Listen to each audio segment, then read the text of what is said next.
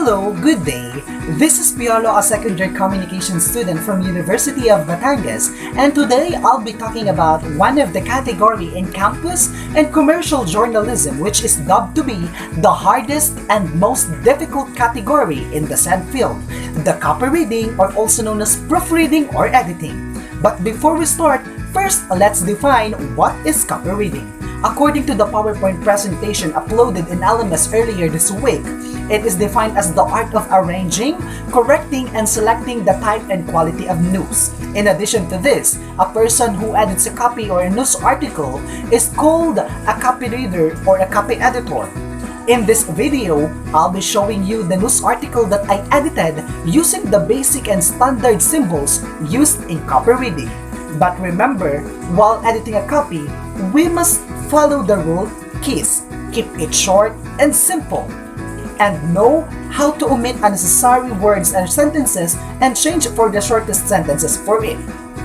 So let's start, and I hope you enjoy the video.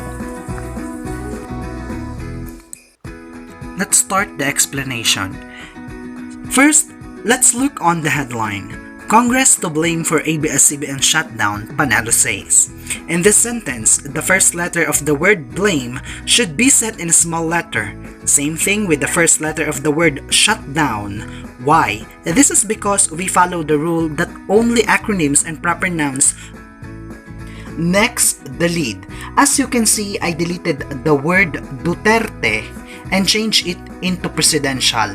Why? This is because presidential is much more appropriate than the word Duterte since we are introducing a position, Presidential Chief Legal Counsel Salvador Panelo, meaning Salvador Panelo is the Presidential Chief Legal Advisor of Mr. President Duterte. Then I removed the word "the" here before the word president and I encircle press the acronym of presidents since we are introducing the President Rodrigo Duterte. So it should be written in the whole sentence, it should be President Rodrigo Duterte, and I inserted here that to complete a proper word. So President Rodrigo Duterte, and as he said that Congress must be blamed for ABS-CBN shutdown during an interview with ANC, and I removed the date here and inserted dot or period, May 6. That's the rule. Moving on to the next paragraph. The president has nothing to do with the decision of, I insert here the before the National Telecommunications Commission or NTC since NTC is an institution, and I remove the word the here and close the paragraph. I also remove here the comma after the word correspondent, and I moved it after the name Mr. Christian Esguerra or the reporter.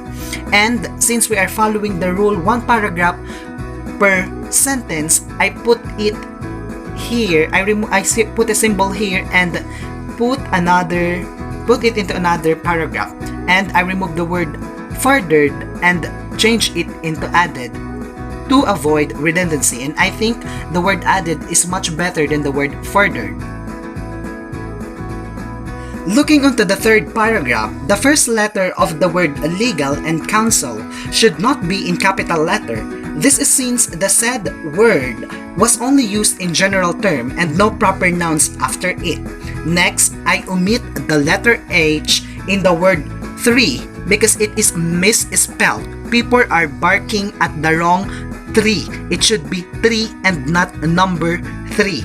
Next, the order to shut the network down is far from the issue the president had with ABS-CBN. I removed here already the word already because it is stated first here.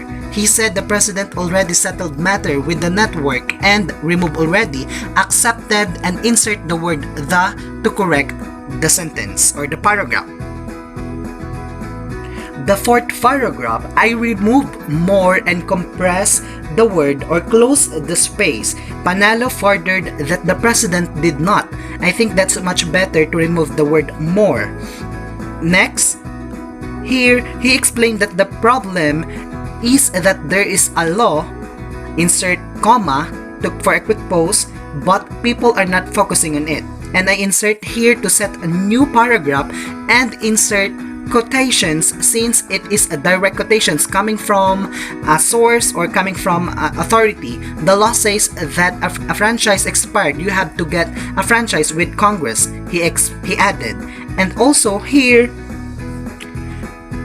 I put it again into another paragraph and transposed the word petition for renewal. Instead of the petition for renewal according to him, I transposed it and used it as according to him. The petition for renewal has been with the Congress for 6 years. And here, it should be in capital letters since we transposed it here, and it should be in lowercase since we transposed it here. And here I remove the word, I omit the word O since it is to and not to.